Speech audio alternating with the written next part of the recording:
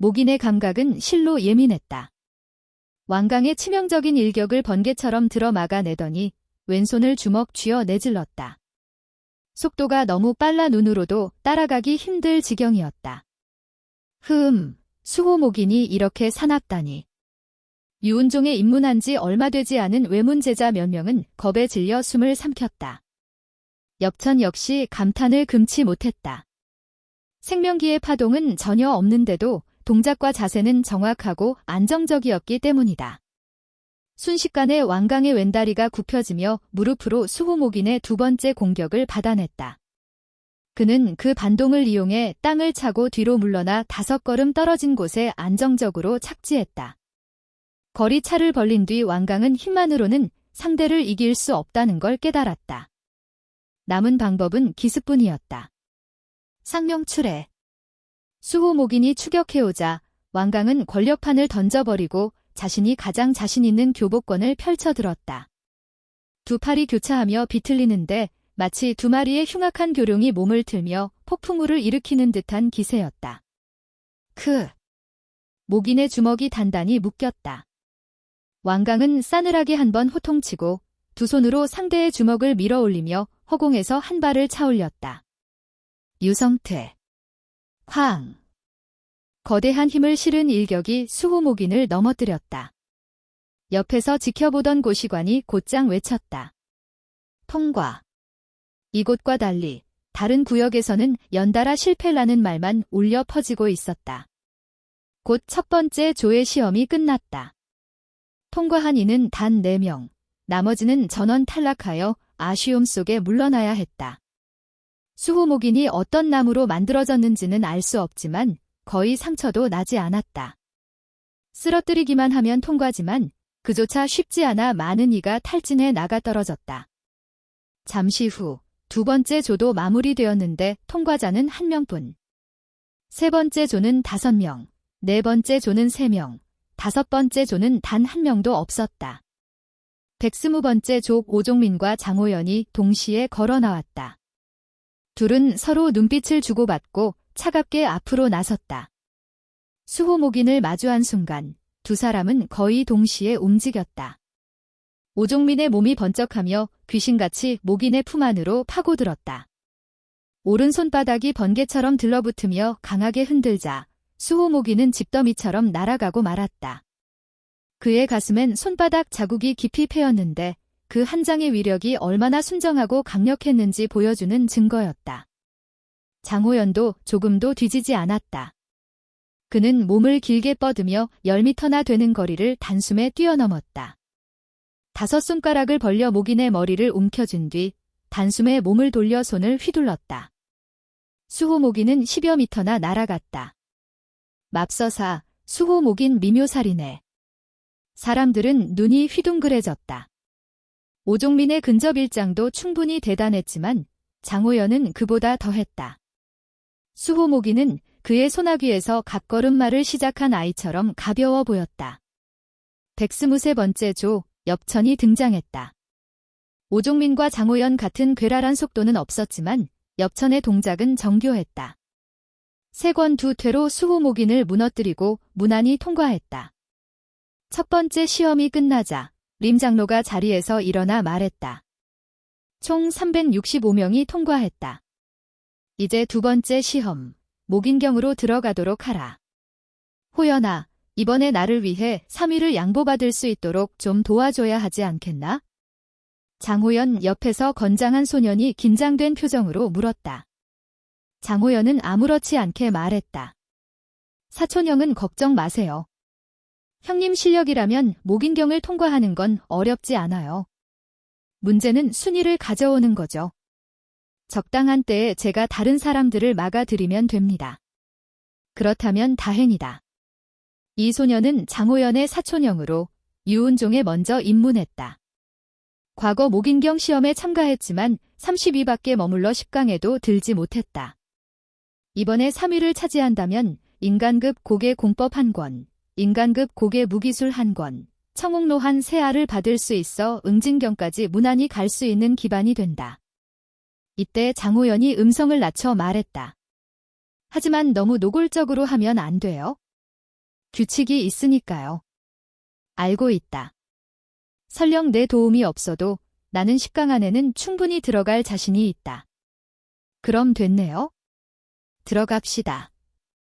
목인경은 마치 호리병 같아서 입구는 5명이 겨우 나란히 설 정도로 좁지만 안쪽은 제법 넓었다. 그 안에서 크고 작은 10갈래의 골목이 나타났다.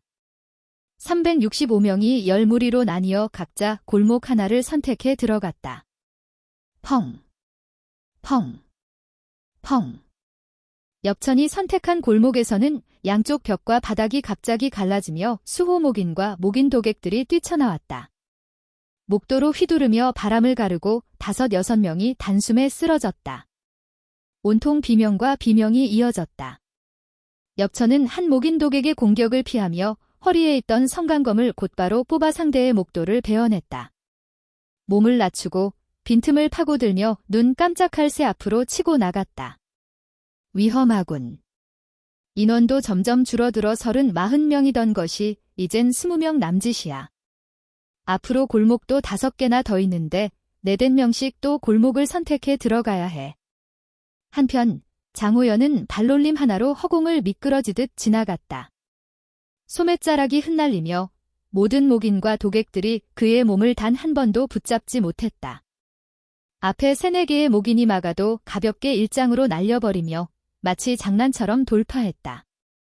공간이 넓던 곳에서 갑자기 좁아지자 장호연은 발걸음을 멈추며 속으로 생각했다. 앞쪽은 목인이 가장 많은 구역이다. 모두가 몰려오면 그때 적당히 방해하면 사촌형이 3위를 차지하는 건 식은 죽 먹기겠지? 1위는 당연히 자신이다. 오종민 따위가 경쟁할 자격도 없다. 더구나 이곳은 입구가 하나뿐이라 설령 누가 그를 위협한다 해도 충분히 제압할 수 있었다. 펑. 먼저 달려온 이는 오종민이었다. 그는 장호연보다 아주 약간 늦을 뿐이었다. 장호연이 멈춰 서 있는 모습을 보고 오종민은 의아했다.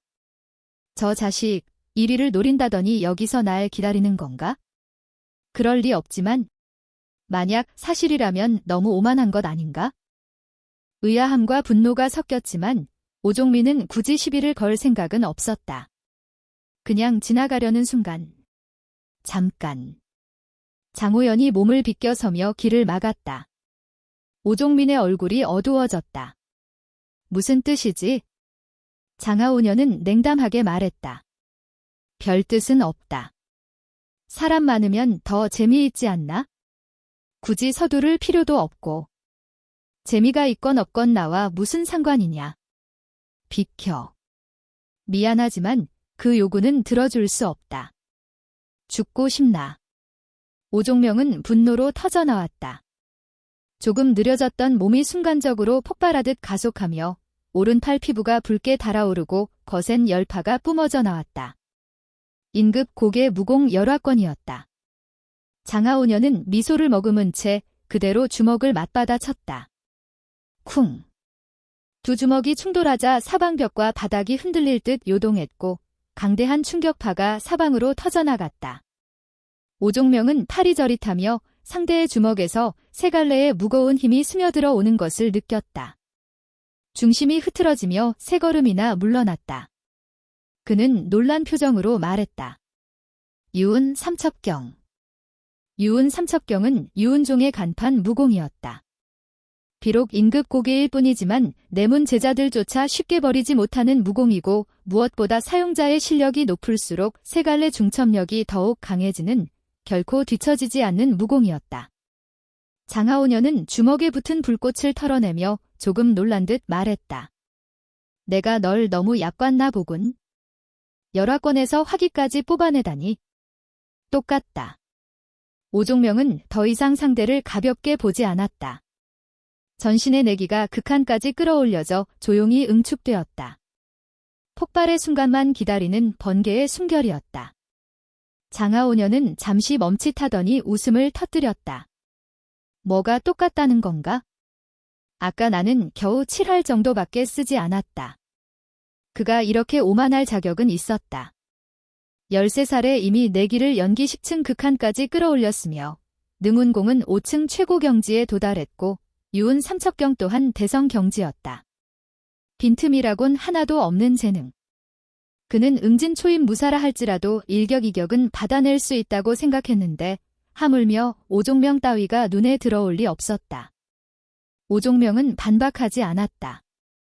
말은 아무 소용없다는 걸 알기 때문이다. 진짜 가치는 오직 힘이었다.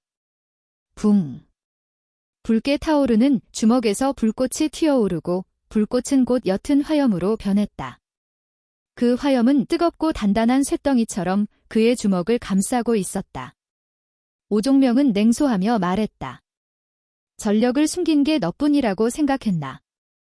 좋아, 아주 좋아. 장하오년의 눈에 노기가 치밀었다. 상대가 세할의 힘을 더 숨기고 있었다는 사실은 그에게 모욕과도 같았다. 지금까지 그와 겨루던 자들은 온 힘을 쓰지 않으면 이미 이를 주워 담지도 못하게 되었으니 전장은 점점 더 팽팽하게 달아올랐다. 그때 한 인형이 다가왔다. 둘이 대치 중인 것을 보자 경계를 늦추고 한쪽 벽으로 몸을 붙였다. 염천이었다. 전력을 다해 싸우는 두 사람에게는 뒤졌지만 그래도 다른 시험자들과는 비교할 수 없는 속도였다. 멍청할 정도로 둔한 목인들과 맞부딪히기보다는 정교한 기술로 상대하는 것이 훨씬 유리했다. 염천은 주변 벽의 흔적을 보고 바로 알아차렸다. 이곳에서 방금 엄청난 충돌이 있었고 아직 누구도 우위를 점하지 못한 채 기세만 탐색한 상태라는 것을. 그들은 순위엔 관심 없었지만 염천은 달랐다. 만약 둘이 끝까지 싸운다면 이번에 1위를 차지하는 건 자신일지도 모른다. 다소 어부질이라 할 수 있지만 이런 기회를 마다할 이유는 없었다. 염천은 몸을 번쩍이며 통로로 들어갔다. 건방지군. 내 차례가 아니다. 본래부터 기분이 언짢았던 장하오년은 염천이 자신들을 무시하고 통로로 넘어가려 하자 바로 분노를 쏟아냈다. 그의 오른손에서 차갑고 날카로운 내력이 끓어오르며 스치는 곳마다 땅이 얼어붙어 갔다. 임급 고개 무공 한 침장. 염천의 눈빛이 차가워졌다. 둘 사이에 원한도 없는데 장하오년은 시작부터 내장을 상하게 하는 한 침장을 휘둘렀다. 연기 10층에 그가 펼치는 한 침장은 보통 외문 제자가 펼치는 임급 정계 무공보다도 훨씬 위력적이다. 정면으로 맞았더라면 단순히 몇 달 누워있는 정도로 끝나지 않았을 것이다. 경맥이 얼어붙어 폐인이 될 수도 있었다. 비록 영가의 자본으로 귀한 영약을 마련해 치료할 수 있을지라도 그는 괜히 당하고 싶지 않았다. 산석빙료. 정강검이 칼집을 벗어나며 염천의 몸은 번개처럼 옆으로 날았다. 순식간에 허공을 가르며 사라졌다. 그가 방금까지 서 있던 자리엔 하얀 얼음이 소리를 내며 퍼져갔다. 염천은 거리를 두고 무표정하게 말했다. 도를 넘는군. 연기 6층 주제에 3등에 오른 것만 해도 대단한 줄 알아라. 감히 1등을 꿈꾸다니 비켜. 장하오년은 염천을 사람으로 보지 않았다. 방금 자신의 공격을 피했다고 해서 달라질 것도 없었다. 흙으로 빚은 인형에게도 성깔은 있기 마련이다. 하물며 혈기왕성한 염천에게야 더 말할 것도 없다. 그의 눈에 서늘한 빛이 번졌다. 손뼈가 울리며 정강검의 자루를 움켜쥐었다. 승산은 없을지라도 그대로 물러날 생각은 없었다. 뭐야, 손을 대보겠다는 건가? 내가 널 폐인 만들어 버릴 수도 있다는 걸 모르나? 위에서 조사해도 나에게 내려질 벌은 형식적일 뿐이다. 누가 너 같은 놈 때문에 나 같은 천재를 버리겠나? 장하오년은 입꼬리를 올리며 사리를 드러냈다. 오종명은 더는 견딜 수 없었다.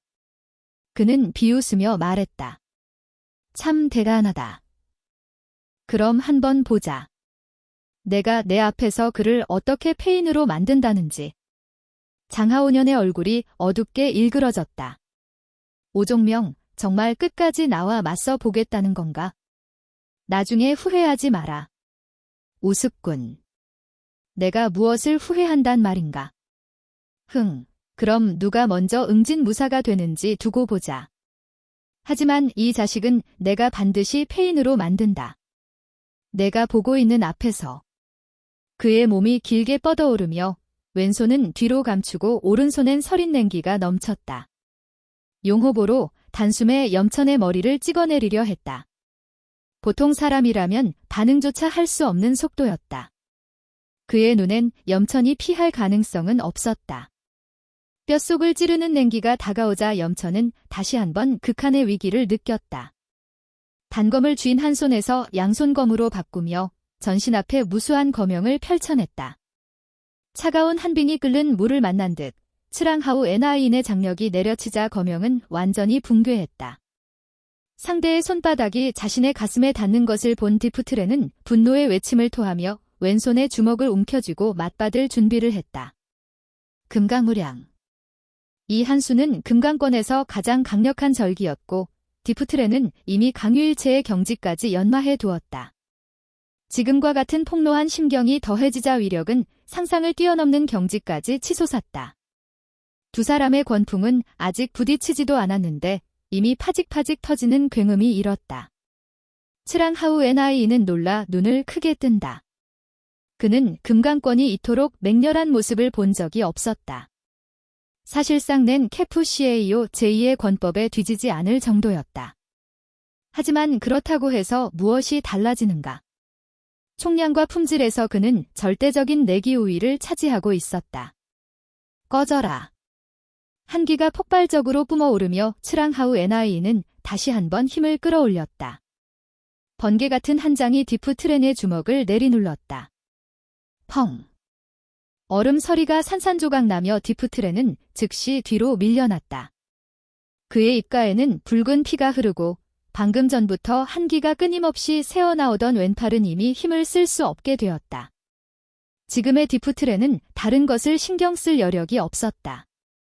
오른손의 손목이 가볍게 떨리자 틴콩 검이 눈부신 한 맹을 그리며 찌르려 나갔다.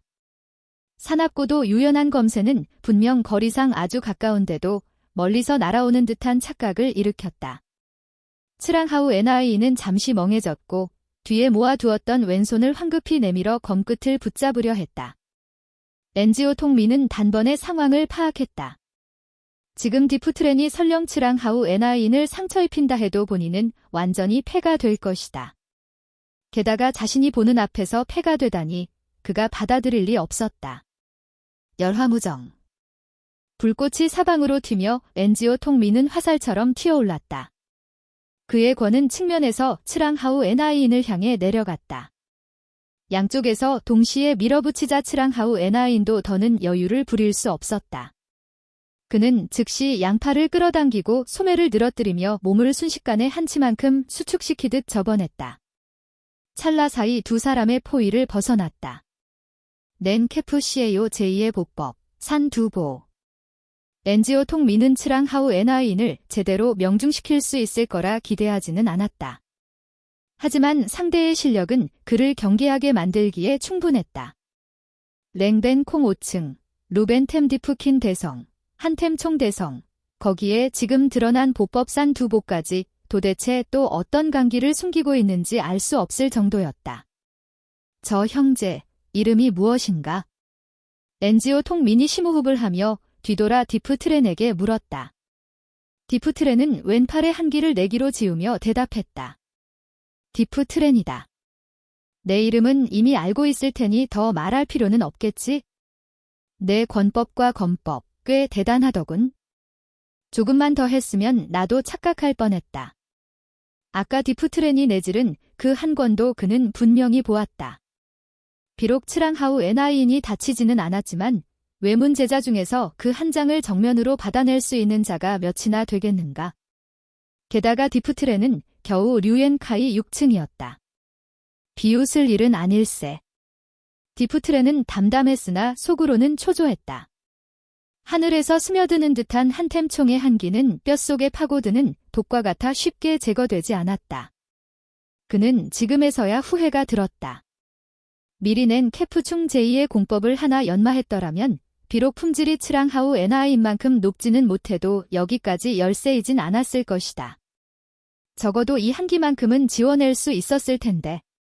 물론 이는 디프트렌의 탓이라 하기 어렵다. 넨케프 충 제2공법은 넨케프 CAO 제2무기술과 동등한 가치를 가지며 외문제자인 그가 쉽게 얻을 수 있는 것이 아니었다. 무술각에 몇몇 자잘한 충 제2공법이 있기는 했지만 원하지 않는 공법을 억지로 연마했다가는 시간과 정력을 심각하게 낭비한다. 나중에 다시 공법을 바꾸면 이전 내기를 다시 정화하는 시간이 더 필요했다. 그래서 그는 막낸 캔의 실현을 통해 제대로 된 공법을 얻을 생각이었는데 예상치 못한 일이 벌어진 것이다. 엔지오 통민. 죽고 싶나. 두 사람에게 계속 밀리자 츠랑하우 에나인의 얼굴은 붉어졌다가 하얘졌다가 끝내 검푸르게 변했다. 음침한 기세가 흘러나왔다. 엔지오 통민은 차갑게 말했다. 그런 말 할 자격은 내게 없다. 좋다. 오늘 두 사람 여기서 못 나간다. 빙설건곤. 열층의 내기가 치솟고 백색의 광채가 츠랑하우 에나인의 전신에 번쩍이더니 사라졌다. 랭벤콩을 극한까지 추진한 징조였다. 그는 완전히 분노했고 지금부터는 무모하게 몰아붙일 태세였다. 츠랑하우 에나이는 양손으로 반원을 그리며 끌어모은 살풍경의 한기를 하나의 덩어리로 압축해 회오리치게 하더니 울부짖으며 두 사람을 향해 몰아쳤다. 후! 한풍이 포효하며 회오리치는 장면은 마치 빙설의 용이 땅을 덮는 것 같았다. 지면은 두터운 한서로 얼어붙으며 빠르게 퍼져나갔다. 엔지오 통민은 놀랐다. 이 한 주먹만 봐도 츠랑하우 에나이는 앵껑첸캔에 도달하기 직전이었다. 내기를 진기로 바꾸기 전 마지막 한 걸음. 그렇지 않고서야 한템 총을 이 정도로 끌어올릴 수가 없었다. 이는 거의 실제의 폭설과도 같았다. 열화료원. 오랜만에 전력을 사용하게 된 엔지오 통민도 잠재력을 전부 끌어올렸다. 순간 불기운이 조수처럼 솟구쳤고 그의 얼굴은 붓다가 점차 붉은 보석처럼 변했다. 뜨거운 열기가 솟구치며 하늘로 흩어졌다. 두 주먹은 더 뜨겁게 이글거렸고 거의 녹아내릴 듯한 기세로 매서운 한풍과 정면으로 충돌했다. 대지가 떨리고 벽면은 기력에 흔들리다 하나둘 떨어져 나갔다. 쾅! 츠랑하우 에나인과 엔지오 통민은 동시에 뒤로 물러났으나 츠랑하우 에나인은 3걸음, 엔지오 통민은 4걸음을 물러났다. 그 순간 무성한 검광이 번쩍이며 츠랑하우 에나인의 왼팔을 향해 찔러 들어왔다. 바람을 가르는 휘물이 같은 일격이었다. 죽고 싶나. 츠랑하우 에나이는 아직 내기를 끌어올리지 못한 상태였는데 디프트렌이 이미 검을 내질렀다. 그는 분노 속에 몸이 한계에 다다른 것을 무시하고 억지로 내기를 끌어올려 장을 내질렀다. 강대한 기력이 틴 콩 검을 활처럼 휘게 만들어 더는 전진하지 못하게 막았다. 그 순간 디프트렌은 츠랑하우 에나인의 진짜 실력을 더 깊이 깨달았다. 츠랑하우 에나인, 이 한 권 받아라. 엔지오 통민은 동수불급의 원리를 잊은 듯 강하게 땅을 딛고 다시 돌진했다. 내기가 부족한 상태의 츠랑하우 에나이는 산 두 볼을 펼칠 수 없었다. 그는 방금 욕심을 내어 정면 교전을 벌인 것을 후회하며 입가에 피를 흘렸다. 너희가 나를 이렇게 만들었다. 상대의 권력에 실린 반동을 이용해 츠랑하우 에나이는 과장되게 10걸음이나 물러나더니 입가에 피를 닦으며 말했다. 엔지오 통민은 속으로 중얼거렸다. 아직도 숨겨둔 무기가 있다는 건가? 디프트렌 역시 눈살을 찌푸렸다. 그는 인정하지 않을 수 없었다. 츠랑하우 에나이는 지금까지 만난 자 중 유일하게 그가 존중하는 천재였다. 그의 모든 무기술은 이미 노련미의 극에 달해 있었다. 츠랑하우 에나이는 두 사람을 엄중히 바라보며 양주먹을 굳게 쥐었다. 푸른 빛이 권풍에서 폭발하듯 뿜어져 나왔고 마침내 아름다운 청남의 기류로 변화했다. 청청한 하늘빛 기류를 타고 허공에서 아주 낮은 호랑이 울음소리가 번져 나왔다. 그 기세가 사람을 압도했다. 호포룡권이다. 이 장면을 본 오종명은 얼굴빛이 급변하며 실수처럼 내뱉었다. 인급 정계 무기, 호포룡권이라니. 이번엔 끝났다. 이 장우연이라는 놈은 도대체 무기를 얼마나 많이 익힌 거야? 엽천은 예전에 다른 이들에게서 이 무기에 대해 들은 적이 있었다. 유은종의 인급 정계 무기들 가운데 호포룡권과 맞붙을 수 있는 것은 복마신권과 몇 가지 드문 무기뿐이었다. 원래 이 등급의 무기는 내문 제자만이 수련할 수 있지만 장호연은 이미 그 규범을 부숴버린 셈이었다. 장호연이 싸늘하게 웃으며 몸을 느리듯 펼쳤다. 그 형체는 마치 푸른 용이 비상하듯 두 사람을 향해 돌진했다.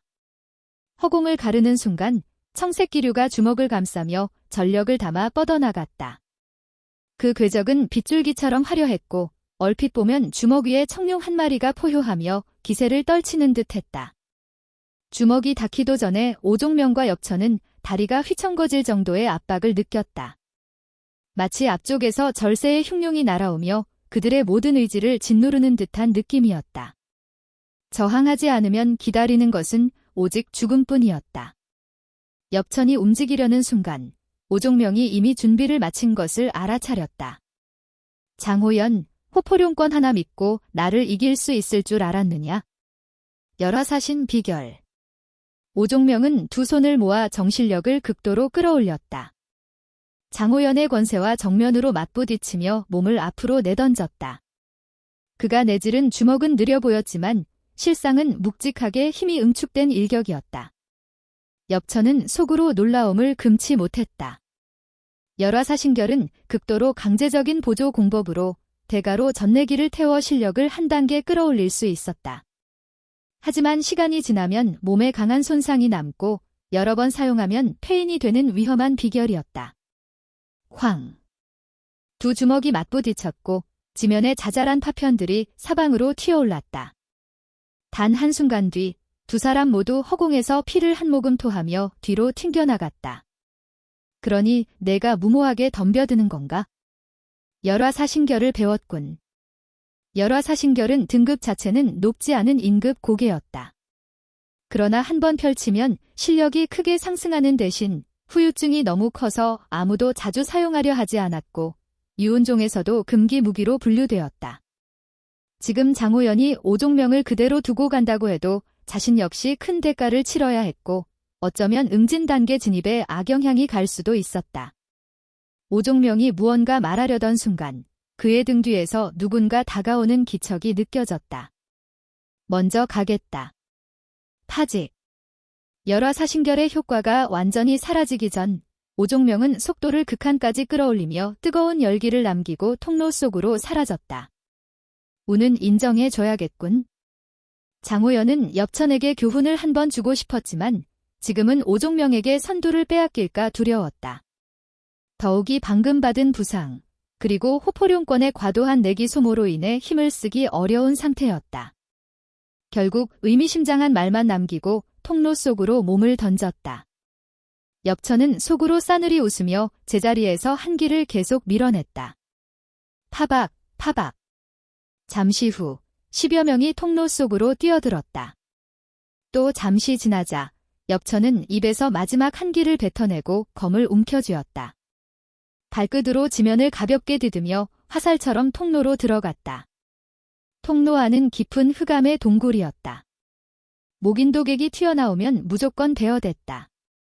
엽천보다 먼저 들어간 10여 명은 마지막 관문에서 탈락하지 않으려 속도를 늦출 수밖에 없었다. 젠장, 뒤에 오는 놈 너무 빠른데. 맨 뒤에 있던 한 사람이 엽천이 목인도객의 공격을 가볍게 피하며 절묘하게 위기를 벗어나는 모습을 보고 놀라 입을 벌렸다. 아이고. 그가 말이 끝나기도 전에 목인도객 한 명의 칼날에 비틀거리며 거의 쓰러질 뻔했다. 집중하지 못한 자신을 후회했다. 엽천은 그 위를 스치듯 지나가며 한 칼의 목도를 잘라냈다. 이어 두 명의 목인을 비집고 들어가 정교하게 시간을 맞춰 돌파했다. 엽천이 이렇게 여유로운 이유는 바로 강대한 영혼력 덕분이었다.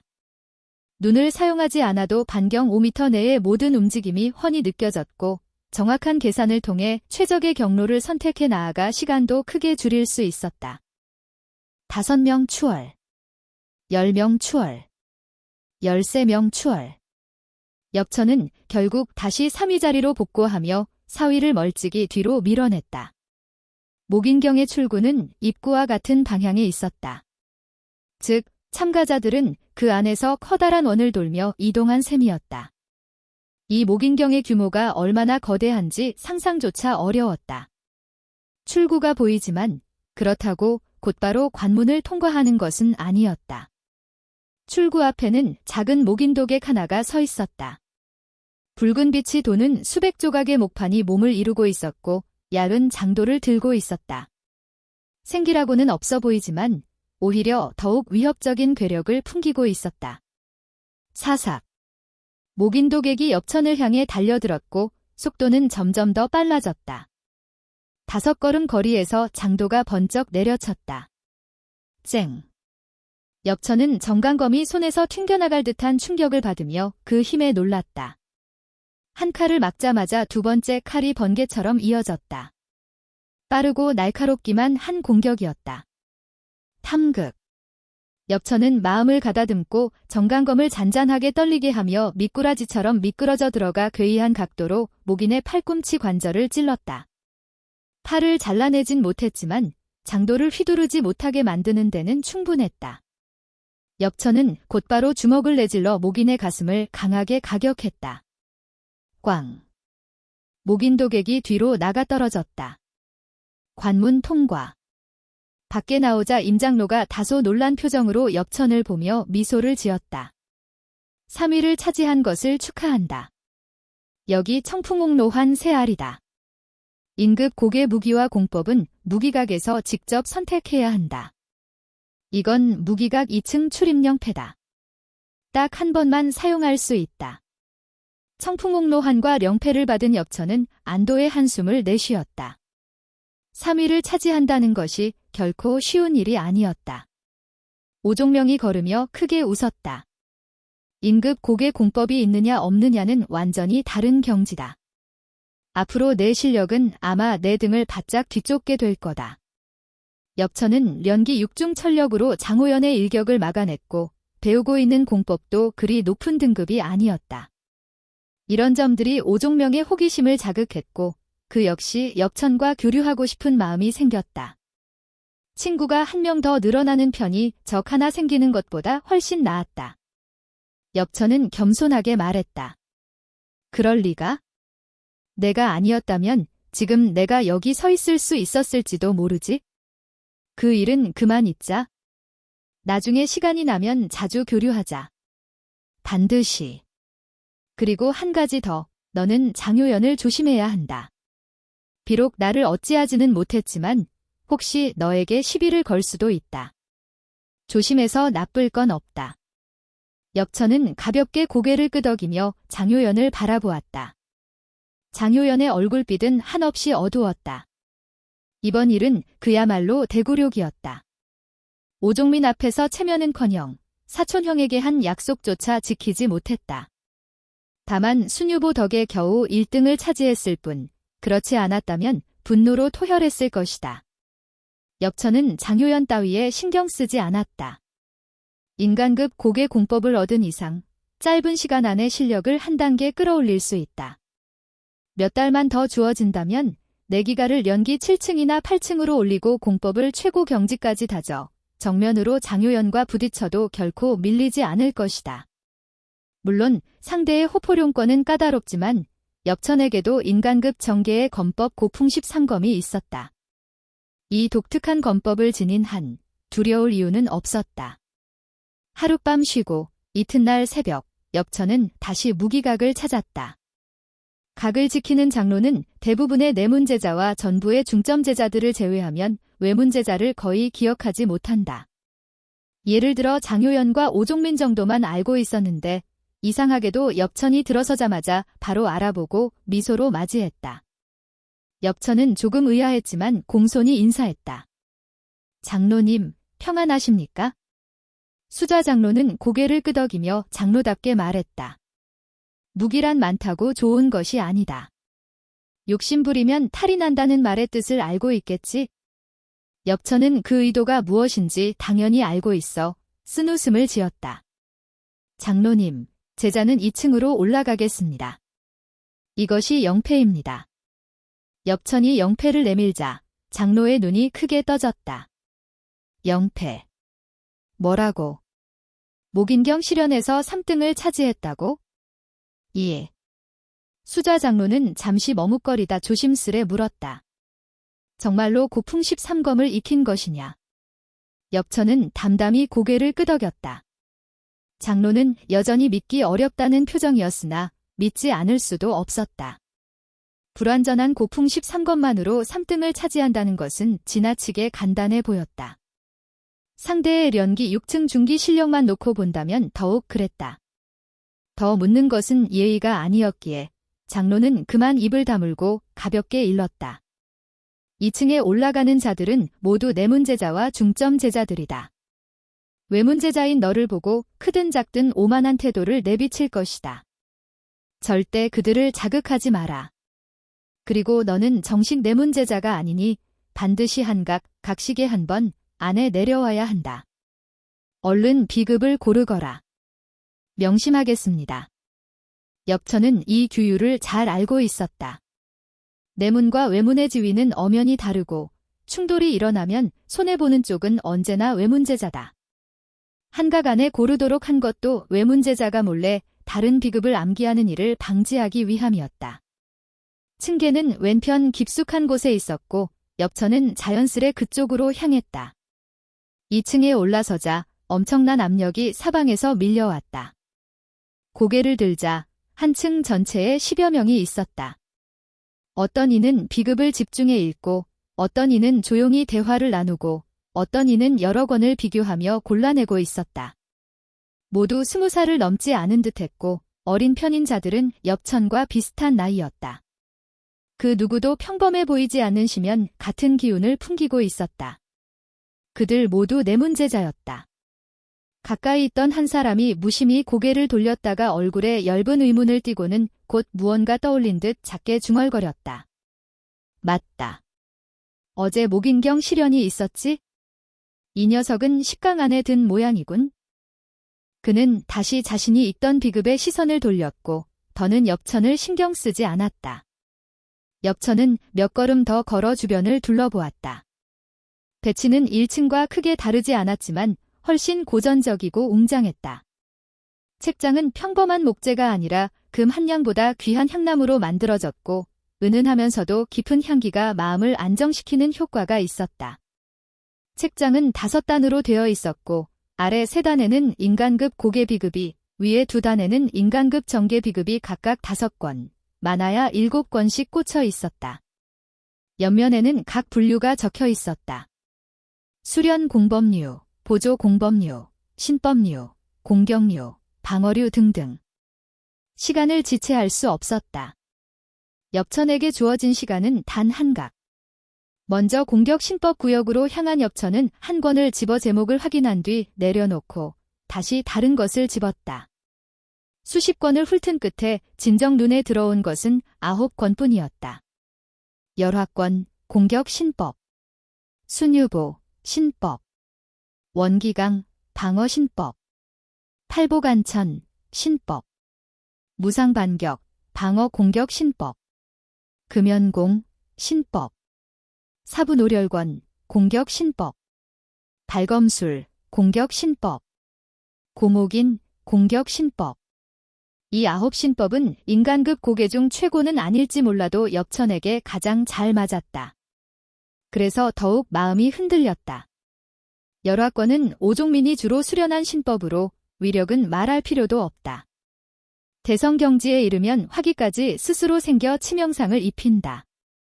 순유보는 장효연이 쓰던 신법으로 공격과 후퇴가 한치 간격 안에서 일어나 실용성은 말할 수 없이 뛰어나다.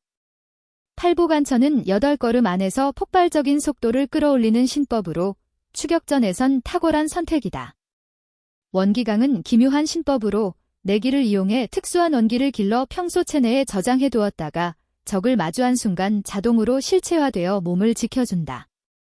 그러나 쓰는 만큼 고갈되므로 늘 보충해야 한다. 이 4가지가 절세 공법이라면 다른 5가지도 결코 버릴 수 없었다.